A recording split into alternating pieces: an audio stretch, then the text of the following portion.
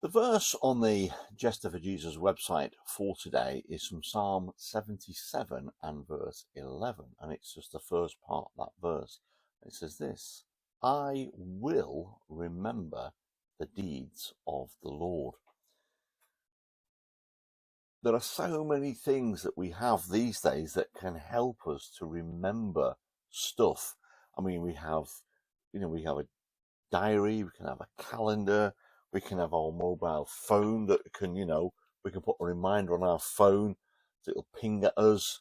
We've got various electronic devices around our homes. We can ask certain electronic devices to set a reminder and it will remind us at the right time.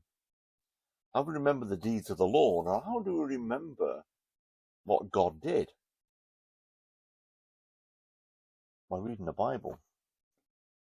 And these books here are helping to remember the things that God says in that Bible.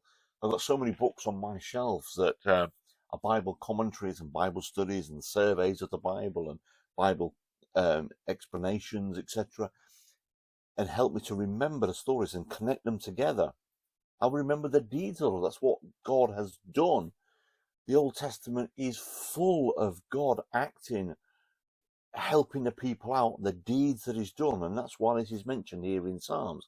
The New Testament is full of the things that Jesus did. The first four books, Matthew, Mark, Luke, and John, the Gospels tell of the things that Jesus did. Then he threw into Acts the Apostles, the things that the apostles did following Jesus' death, then into Paul's letters, reminding of what God had done for Paul and the people that Paul was speaking to. There's so many things, we just have to read it. How do we remember, though?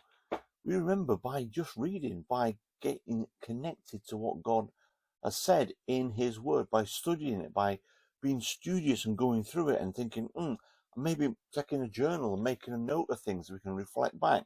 I have an electronic Bible here and I do things and I make notes electronically so that the next time I read that passage, something will pop up that I've already said, already thought about, and help to remember what God has spoken to me about during me reading his word.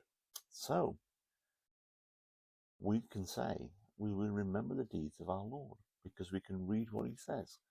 And I hope that's going to encourage us that we can read a bit more into his word and remember the things that God has done for us in our lives.